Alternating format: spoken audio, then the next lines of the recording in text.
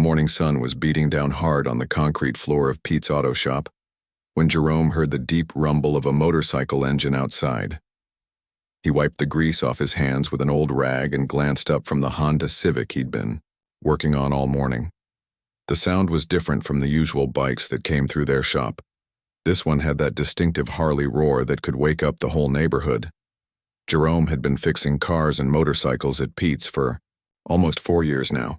He started as just another guy looking for work, but his natural talent with engines quickly made him the most trusted mechanic in the small town of Riverside.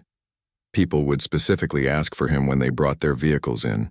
He had this way of listening to an engine and knowing exactly what was wrong, like he could speak the same language as the machines. The 29-year-old mechanic loved his job more than anything. Every morning he'd wake up excited to see what mechanical puzzle would walk through those garage doors. Whether it was a classic muscle car or a broken-down pickup truck, Jerome treated each vehicle like it was his own. His coworkers often joked that he cared more about other people's cars than they did.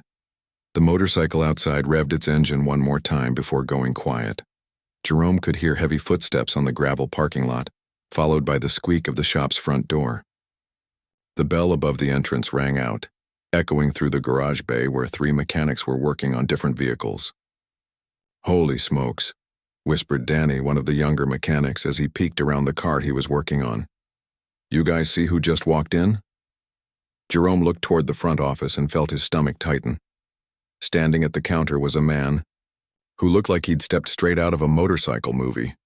He was huge, probably 6'4" and built like a linebacker. His arms were covered in colorful tattoos that told stories Jerome couldn't even begin to guess. The man wore a black leather vest with patches all over it, and right there on his back was the unmistakable skull and wings logo that everyone in town knew meant trouble. The Hells Angels patch stood out like a neon sign, and Jerome could see every person in that shop suddenly find something very interesting to look at on the floor. The other customers in the waiting area shifted uncomfortably in their plastic chairs. Mrs. Rodriguez, who brought her minivan in every month for oil changes, grabbed her purse a little tighter and moved closer to the magazine rack. Pete, the shop owner, was behind the counter looking like he'd rather be anywhere else in the world. His usually friendly demeanor had completely disappeared, replaced by the kind of nervous energy you see in small animals when they spot a predator.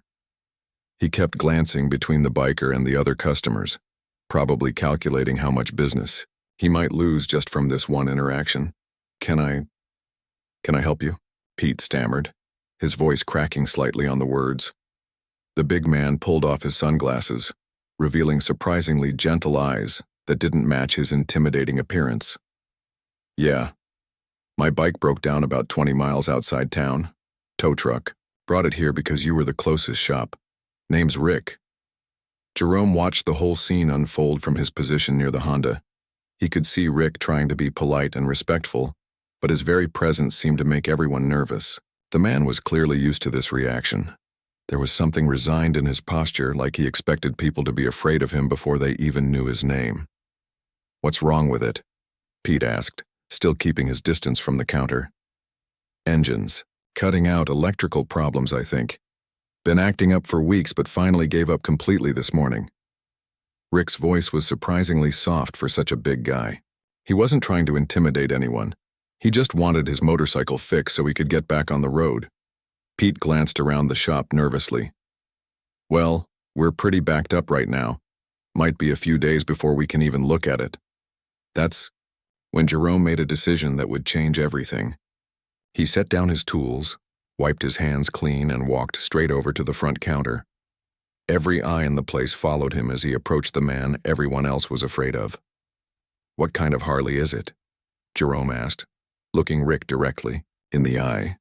Rick seemed surprised that someone was actually talking to him like a normal person. "It's a Softail 2018. Custom job, got some modifications done to the electrical system a few years back." Jerome nodded thoughtfully.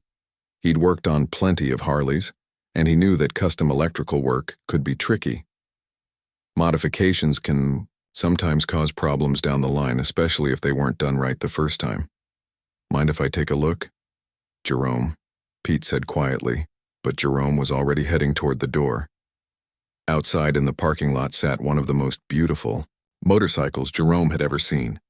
The Harley was a work of art, deep blue paint job with custom chrome that caught the sunlight like mirrors. Even broken down, it was clear that Rick took incredible care of his bike. Every surface was clean, every bolt was tight, and the leather seat looked like it had been conditioned regularly. "She's beautiful," Jerome said, running his hand along the fuel tank. "How long have you had her?" Rick's whole demeanor changed. His shoulders relaxed, and for the first time since walking into the shop, he smiled. "Going on 6 years now. Built her myself from the frame up. She's been good to me until this morning." Jerome spent the next 15 minutes going over the motorcycle with Rick, asking questions about the symptoms and the bike's history. He could see that Rick wasn't just some troublemaker. He was a guy who loved motorcycles and took pride in his ride. The patches on his vest told a different story than the man Jerome was talking to. "I think I know what's wrong," Jerome finally said, straightening up from where he'd been examining the engine. "Your charging system is probably shot. With all that custom wiring, the voltage regulator is working overtime. It's not uncommon on bikes like this." Rick's eyes lit up. "You really think that's it? I've been to 3 shops in the last month and nobody could figure it out." "Only one way to find out for sure. Let me get this baby up on the lift and run some tests." Jerome was already mentally planning his approach to the repair. This was exactly the kind of challenging work that made him love his job. As they wheeled the Harley into the garage, Jerome could feel the tension in the air. His co-workers were trying to look busy, while obviously listening to every word. The customers in the waiting area were whispering among themselves, and Pete looked like he was about to have a heart attack. But Jerome didn't care about any of that. He saw a broken motorcycle and a customer who needed help. That's all that mattered to him. He'd been raised to treat everyone with respect, regardless of what they looked like or where they came from. His grandfather had always told him that you judge a man by his actions, not by his appearance.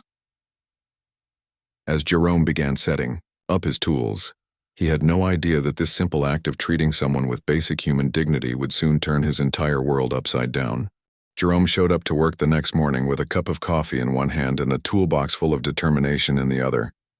Rick's Harley was still sitting in the garage bay where they'd left it the day before, and Jerome couldn't wait to dive into the repair. He'd been thinking about that bike all night, mentally going through every step he'd need to take to get it running perfectly again. The first thing Jerome did was hook up his diagnostic equipment to confirm what he suspected. Sure enough, the voltage regulator was completely fried, and the charging system was putting out power that jumped around like a roller coaster. But as he dug deeper into the electrical system, he discovered the problem was much more complicated than he'd first thought. "Danny, come take a look at this," Jerome called out to his co-worker who was working on an oil change across the garage. Danny walked over and peered at the mess of wires Jerome had exposed. Man, whoever did this custom work really didn't know what they were doing. "Look at all these spliced connections." Jerome nodded, running his finger along a wire that had been poorly joined to another. "This is why I always tell people to be careful who they let work on their bikes. Someone tried to add extra lighting and a sound system, but they did it all wrong. No wonder the charging system couldn't keep up. What should have been a simple voltage regulator replacement had turned into a complete electrical system overhaul. Jerome could have just fixed the immediate problem and sent Rick on his way, but that wasn't how he worked. He knew that if he didn't fix all these underlying issues, Rick would be back in a few weeks with the same problem all over again. So Jerome made a decision that would surprise everyone, including himself. He was going to rewire the entire electrical system from scratch. "You sure about this?" Danny asked, watching Jerome carefully map out every wire and connection. "This is going to take you all day, maybe longer." "That's what it takes," Jerome replied, already pulling out wire strippers and electrical tape. "I'm not going to half do a job just because it's more work. This man's been riding around with a ticking time bomb under his seat. I'm going to make sure he never has this problem again." Jerome spent the entire morning carefully removing every piece of the botched custom wiring. He took pictures of everything before he disconnected it, making notes about what each wire was supposed to do. The previous mechanic had used the wrong gauge wire in several places and had connected things in ways that made no sense at all. By lunchtime, the Harley looked like it had been taken apart by a tornado. Wires hung everywhere, and the bike's electrical components were spread across Jerome's workbench like puzzle pieces. Pete walked by and shook his head. "Jerome, that customer just wanted his bike to start. You're rebuilding the whole thing." "Sometimes. That's what it takes to do the job right," Jerome replied, not looking up from the wiring diagram he was studying. "Besides, look at this bike. This man takes incredible care of it. The paint job is perfect, the chrome is spotless, and the engine is maintained better than most cars I see. He deserves to have electrical work that matches the quality of everything else." That afternoon, Jerome began the painstaking process of installing all new wiring. He ran proper gauge cables for the lighting system, installed a new fuse box with individual circuits for each component, and made sure every connection was perfect. He even upgraded some of the components with better quality parts that would last longer than the original equipment. As he worked, Jerome found himself thinking about Rick. The man had been nothing but polite and respectful, despite the cold reception he'd gotten from everyone else in the shop. Jerome had grown up in a family that taught him to look past the surface and judge people by their character, not their appearance. His grandmother used to say that clothes and tattoos don't make the person, actions do. Around 3 o'clock, Jerome noticed something else that needed attention. The bike's carburetor was running a little rough, and when he looked closer, he could see it hadn't been properly cleaned in a long time. It wasn't causing any major problems yet, but Jerome knew it would eventually affect the bike's performance. Without even thinking about it, Jerome pulled the carburetor and began disassembling it for a complete cleaning. He soaked all the parts in carburetor cleaner, blew out every passage with compressed air, and replaced all the gaskets and seals. It was work that Rick hadn't asked for and wasn't expecting, but Jerome couldn't bring himself to put a dirty carburetor back on such a beautiful bike. While the carburetor parts were soaking, Jerome turned his attention to other details. He noticed the chrome exhaust pipes had some water spots and minor corrosion, so he spent an hour polishing them until they gleamed like mirrors. The air filter was dirty, so he replaced it with a high-quality aftermarket filter that would help the engine breathe better. By the time Jerome was ready to put everything back together, the sun was starting to set. Most of his co-workers had already gone home, but Jerome stayed late to finish the job. He carefully routed every wire, secured every connection, and tested each circuit individually before moving on to the next one. When Jerome finally fired up the Harley for the first time, the transformation was incredible. The engine didn't just start, it purred like a contented cat. The idle was smooth and steady. The throttle response was crisp, and all the electrical components worked flawlessly. The bike sounded better than it probably had since the day it rolled off the assembly line. Jerome took the Harley for a short test ride around the block to make sure everything was working perfectly. The bike felt completely different, more responsive, smoother, and more reliable. The charging system was putting out exactly the right voltage, and all the custom lighting and electronics were working without putting any strain on the electrical system. When he got back to the shop, Jerome spent another hour going over every detail. He checked and double-checked every connection, tested every light and switch, and made sure the bike was absolutely perfect. Then he did something that surprised even him. He spent his own money on a bottle of premium bike wash and gave the entire motorcycle a thorough cleaning. Jerome washed and waxed every surface, polished the chrome until it sparkled, and even cleaned and conditioned the leather seat. When he was finished, the Harley looked like it had just rolled out of a showroom. The deep blue paint gleamed under the shop lights, and the chrome reflected everything like a mirror. As Jerome locked up the shop that night, he felt a deep sense of satisfaction. He'd taken a broken motorcycle and turned it into something truly special. More than that, he'd done right by someone who had been treated poorly by everyone else. Jerome had no idea that Rick would be back the next day, or that this single act of professional pride and human decency would soon change his life in ways he never could have imagined. The Harley sat quietly in the garage, waiting for its owner to return and discover the miracle that had been performed on his beloved bike. Rick arrived at the shop the next afternoon right around 2 o'clock, just like he'd promised. Jerome was under the hood of a Ford pickup when he heard that familiar rumble of motorcycle boots on the concrete floor. He wiped his hands on his coveralls and walked over to where Rick was standing, staring at his Harley with his mouth hanging open. "Is this really my bike?" Rick asked, his voice filled with disbelief. He walked slowly around the motorcycle, taking in every detail. The chrome sparkled like jewelry under the shop lights, and the deep blue paint looked like it was 3 feet deep. I mean, I know it's mine, but it looks incredible. Jerome couldn't help but smile. This was the part of his job he loved most. Seeing a customer's reaction when they got their vehicle back in better condition than they'd ever imagined. Go ahead, fire her up, he said, handing Rick the keys. Rick climbed onto the bike and turned the key. The Harley started instantly with a smooth, powerful roar that made heads turn all across the garage. Rick revved the engine a few times, and Jerome could see the amazement on his face as he felt how differently the bike was running. This is unbelievable, Rick said, his eyes wide with excitement. She's never run this smooth, not even when I first built her. What did you do to her? Jerome began explaining all the work he'd done. The complete electrical rewiring, the carburetor rebuild, the new air filter, and all the other improvements he'd made. With each detail, Rick's expression grew more incredulous. He kept shaking, his head like he couldn't believe what he was hearing. You didn't have to do all that, Rick said finally. I just needed the electrical problem fixed. How much do I owe you for all this extra work? Same price we quoted you yesterday, Jerome replied. $400 for the voltage regulator and labor. Everything else was just part of doing the job right. Rick stared at him for a long moment. You're telling me you spent 2 full days rebuilding my entire bike, and you're only charging me for the original repair. Like I said, it's just part of doing the job right. For a moment, Rick didn't say anything. He just sat on his bike looking at Jerome with an expression that was hard to read.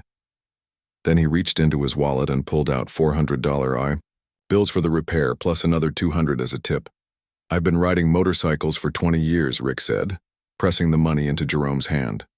I've been to shops all over the country, and I've never had anyone treat me or my bike with this kind of respect.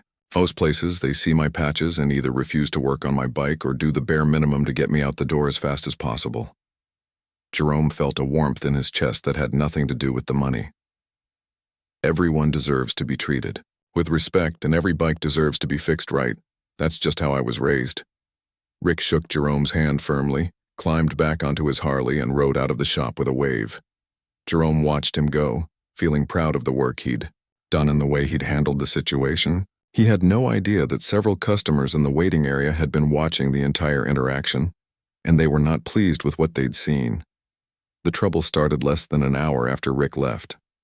Mrs. Patterson, who had been sitting in the waiting area during the whole exchange, marched up to the front counter where Pete was working on invoices. I cannot believe what I just witnessed, she said, her voice loud enough for everyone in the shop to hear. You let that criminal use this shop like it was his personal garage. My family has been bringing our cars here for 15 years, and I'm disgusted that you would associate with people like that. Pete looked up from his paperwork, confusion written all over his face. Ma'am, he was just a customer who needed his motorcycle repaired. He was wearing Hell's Angels patches, Mrs. Patterson snapped. Those people are dangerous criminals. What's next? Are you going to start servicing getaway cars for bank robbers? Before Pete could respond, Mr. Johnson, who owned the hardware store down the street, walked over to join the conversation. Carol's right, Pete. I saw that biker leaving here, and I have to say I'm concerned about the direction this shop is heading. My business depends on maintaining a good reputation in this community. Within the next hour, Pete received 3 phone calls from longtime customers expressing their displeasure. Mrs. Rodriguez called to cancel her appointment for next week.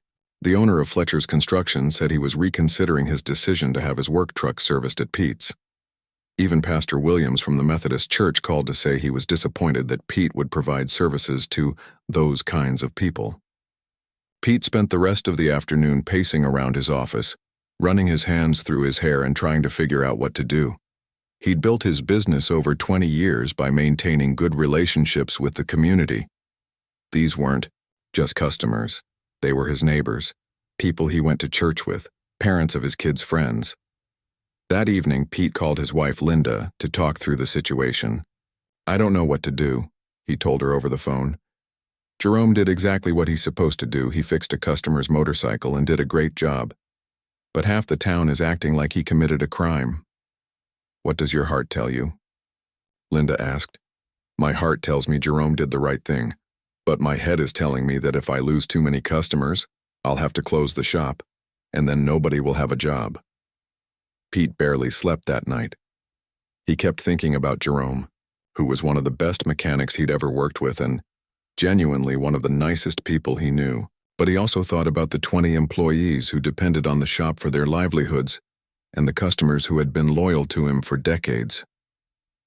The next morning, Pete arrived at work early and sat in his office for an hour before anyone else showed up. He'd made his decision, but that didn't make it any easier.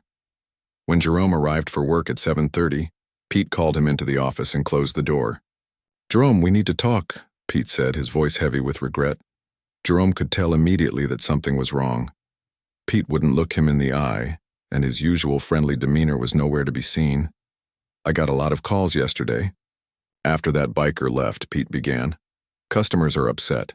They're threatening to take their business elsewhere. Jerome felt his stomach drop. Pete, I just fixed his motorcycle. I treated him the same way I treat every customer. I know you did, and that's exactly the problem, Pete said, finally looking up. Jerome, you're a great mechanic and a good man, but I can't afford to lose half my customer base. I've got 20 people working here, and if this business goes under, everyone loses their job. So what are you saying? Pete took a deep breath.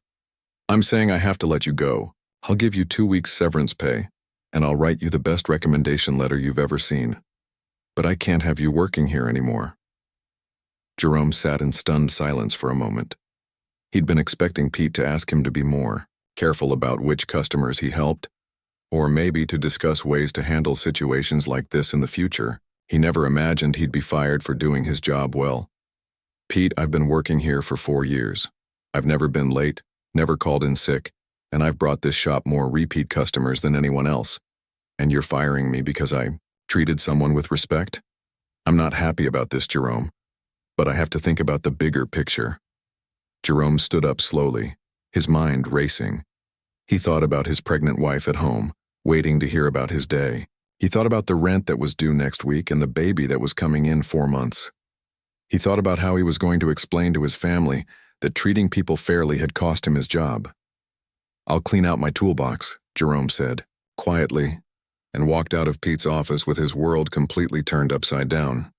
3 days had passed since Jerome lost his job, and they'd been the longest 3 days of his life.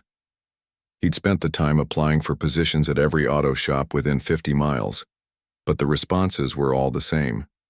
Either they weren't hiring, or they'd somehow already heard about why he'd been let go from Pete's. Word traveled fast in small towns, and apparently his reputation had traveled even faster. Jerome was sitting at his kitchen table that Thursday afternoon, circling job listings in the newspaper and trying to figure out how he was going to pay next month's rent, when he heard a knock at his apartment door. He wasn't expecting anyone, and delivery trucks usually just left packages by the mailbox downstairs. When Jerome opened the door, he couldn't believe what he saw. There stood Rick, still wearing his leather vest, but this time he wasn't alone. 2 other men flanked him, both wearing the same Hells Angels patches. One was a tall, thin guy with a gray beard who looked like he could be somebody's grandfather. The other was built like a brick wall, with arms covered in tattoos and a serious expression that would make most people want to cross the street. Jerome's first instinct was to wonder if he was in some kind of trouble. Maybe Rick hadn't been as happy with the bike repair as he'd seemed. Maybe these guys were here to send some kind of message. But as soon as Rick saw the concern on Jerome's face, he held up his hands in a peaceful gesture. Hey there, Jerome. Don't worry, we're not here to cause any problems. We just want to talk to you about something important. This is Charlie, he said, pointing to the older man with the gray beard. And this is Big Mike. We heard about what happened to you at the shop. Jerome wasn't sure whether to invite them in or call the police. His neighbors were already suspicious enough of him since he'd lost his job. Having 3 Hells Angels members standing outside his apartment door wasn't going to help his reputation in the building. How did you hear about that? Jerome asked, still standing in the doorway. Charlie stepped forward, and despite his intimidating appearance, his voice was gentle and calm. Word gets around, especially when someone gets screwed over for doing the right thing. Rick told us what you did for him, and then we heard through the grapevine that you got fired because of it. That doesn't sit right with us. Can we come in and talk? Rick asked. What we have to say might interest you. Jerome looked up and down the hallway, hoping none of his neighbors were watching, then stepped aside to let the three men into his small apartment. They filled up his living room like giants, but they were surprisingly polite, wiping their feet and asking permission before sitting down on his couch. First things first, Big Mike said, his voice much softer than Jerome had expected. We want you to know how sorry we are about what happened to you. Rick told us the whole story about how you treated him with respect and did incredible work on his bike. The fact that you lost your job over it is complete garbage. Jerome sat down in his recliner across from them, still trying to process what was happening. I appreciate that, but I'm not sure why you guys are here. Rick leaned forward, his expression serious. Jerome, how much do you know about the Hells Angels? Honestly, just what I see on TV and in movies. I know people are scared of you guys, but beyond that, not much. Charlie chuckled.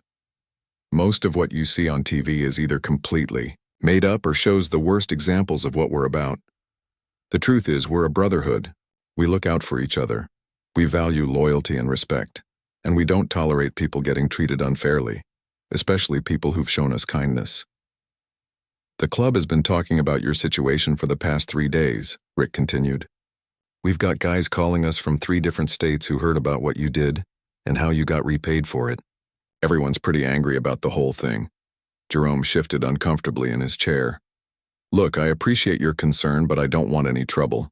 I just want to find another job and move on with my life. That's exactly what we want to help you do, Big Mike said. But we're not talking about finding you a job working for someone else. We're talking about you running your own shop.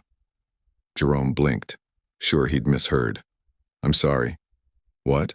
Rick pulled out his phone and showed Jerome some pictures. We own a property about 15 minutes outside town. It used to be a trucking company's maintenance facility, but they went out of business 2 years ago. The building's been sitting empty ever since. Jerome looked at the photos. The building was huge, easily 3 times the size of Pete's shop, with multiple garage bays and what looked like a full office complex attached to it. The club bought the property last year because we needed a place to work on our bikes, Charlie explained.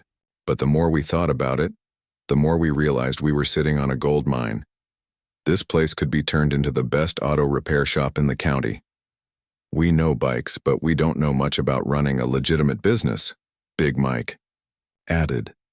We need someone who understands cars and trucks, someone who knows how to deal with regular customers, and someone who shares our values about treating people right.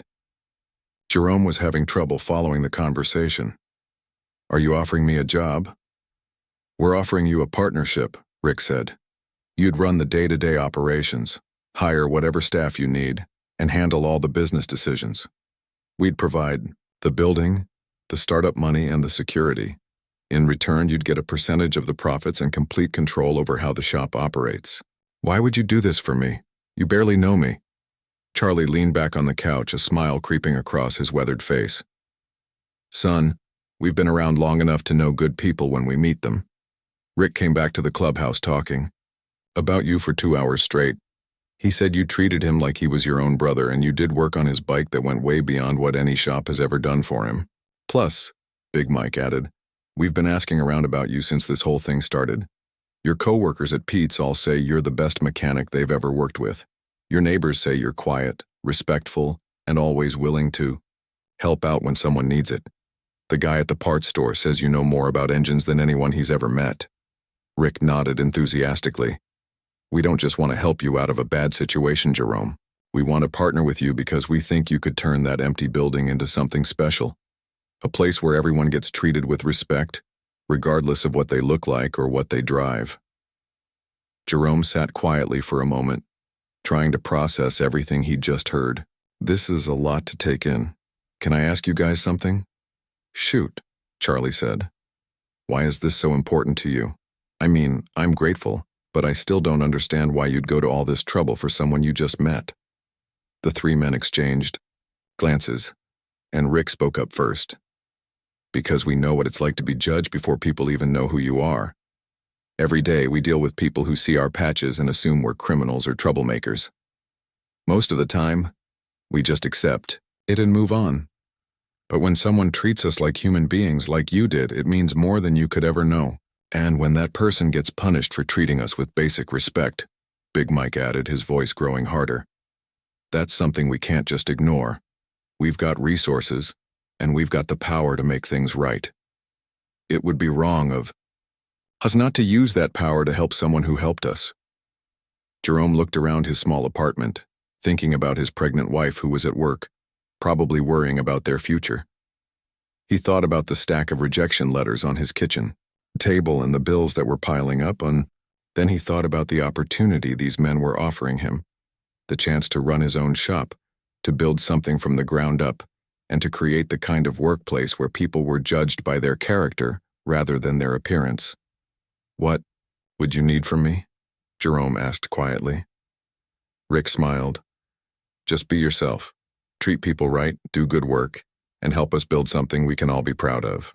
6 months later, Jerome stood in the doorway of what had become the most successful auto repair shop in 3 counties. The morning sun streamed through the large windows of Roadway Auto, casting long shadows across the spotless garage floor.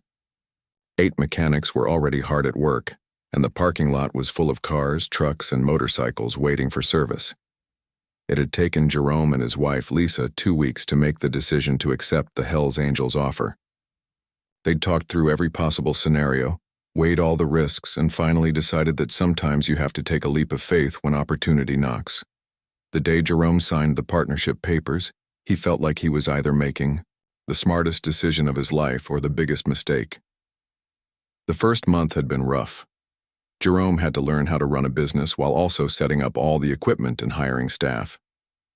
The Hells Angels kept their word about staying out of the day-to-day operations, but they were always available when Jerome needed advice or support. Charlie turned out to have a head for business that surprised everyone, and Big Mike was incredibly good at handling difficult customers. The real challenge had been convincing the community to give them a chance. When word got out that the Hells Angels were backing the new shop, a lot of people were skeptical. Some folks drove an extra 30 miles to other towns rather than bring their cars to Roadway Auto. But Jerome had a plan for winning them over, and it was the same approach that had gotten him into this situation in the first place. Treat everyone with respect and do exceptional work. The first breakthrough came when Mrs. Henderson's ancient Toyota broke down right in front of their shop. She was an elderly woman who lived alone and didn't have much money, and her car was her only way to get to the grocery store and doctor appointments. Jerome could have easily charged her for a major repair, but instead he spent 3 hours figuring out that the problem was just a loose wire that had been vibrating against the engine block. Jerome fixed the wire, checked all her fluids, and even replaced her worn windshield wipers, all for free. When Mrs. Henderson tried to pay him, Jerome just smiled and said that helping neighbors was what communities were supposed to do. She left that day telling everyone she met about the kind young man at the new garage who had taken care of her like she was his own grandmother. Word spread quickly after that. Jerome made it a point to hire mechanics who shared his values about treating people fairly. He brought in Tony, a young guy who'd been struggling to find work because of a criminal record from when he was a teenager. He hired Carmen, one of the few female mechanics in the area, who'd been turned down by other shops because they didn't think customers would trust a woman to work on their cars. The shop's reputation for honest work and fair treatment began to attract customers from all backgrounds. Businessmen in expensive suits brought their luxury cars to sit next to pickup trucks covered in farm mud. College students with beat-up Honda Civics got the same attention and quality service as wealthy retirees with classic Corvettes. Jerome's proudest moment came when Pastor Williams, the same man who had called Pete to complain about Jerome helping Rick, brought his church van to Roadway Auto. The van needed extensive brake work, and Jerome could have easily taken advantage of the situation to overcharge the church. Instead, he gave Pastor Williams a detailed explanation of what needed to be done, showed him the worn parts, and charged exactly what the work was worth. As Pastor Williams was paying his bill, he pulled Jerome aside. "I owe you an apology," he said quietly. "I was wrong about you and wrong about this place. I let my prejudices cloud my judgment, and I'm sorry for that. Jerome shook the pastor's hand. We all make mistakes. What matters is that you're here now. The relationship between Jerome and the Hells Angels had evolved too. What started as a business partnership had become a genuine friendship. Rick stopped by the shop almost every day, not because he had to, but because he enjoyed talking shop with Jerome and the other mechanics.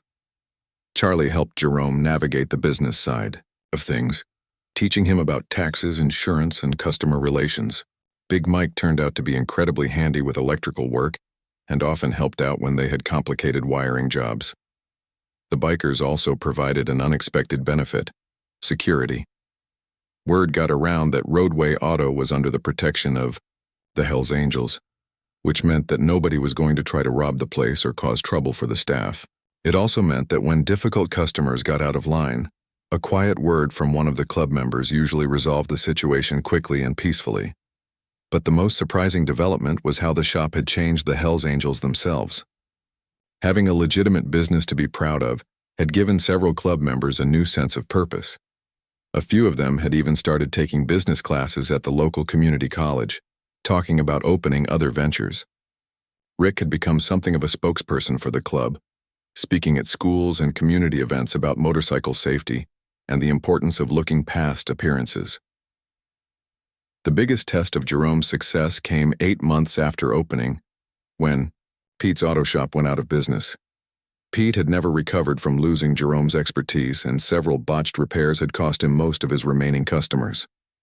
When Pete came to Roadway Auto looking for a job, Jerome didn't hesitate to hire him.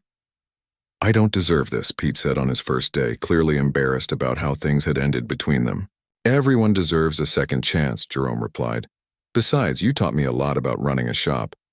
I'm glad to have your experience here. The most emotional moment came when Jerome's daughter was born. Lisa went into labor on a busy Saturday afternoon, and Jerome was torn between rushing to the hospital and making sure the shop could handle the day's workload.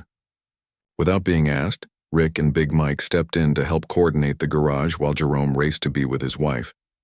When Jerome returned to work 3 days later with pictures of his newborn daughter, he found that the Hells Angels had decorated the shop with balloons and a banner congratulating him on becoming a father. They'd also set up a college savings account for the baby, with contributions from every member of the local chapter. Every kid deserves a good start in life, Charlie explained, bouncing the baby in his arms like he'd been doing it for years. And this little girl's dad is one of the good ones. As Jerome looked around his shop that day, watching Pete work alongside Tony and Carmen, seeing Rick help a customer understand what was wrong with her car, and holding his daughter while surrounded by an unlikely family of mechanics and bikers, he realized that everything had worked out exactly as it was supposed to. Sometimes the worst thing that happens to you turns out to be the best thing that could have happened. Jerome had lost a job for treating someone with respect, but in return he'd gained a business, a community, and a group of friends who would have his back no matter what. Most importantly, he'd proven that doing the right thing, even when it costs you in the short term, usually pays off in ways you never could have imagined. The sign outside Roadway Auto had a simple motto that Jerome had painted himself: all vehicles welcome, all people respected. It was more than just a business slogan. It was a way of life that had transformed not just Jerome's future, but the entire community around him.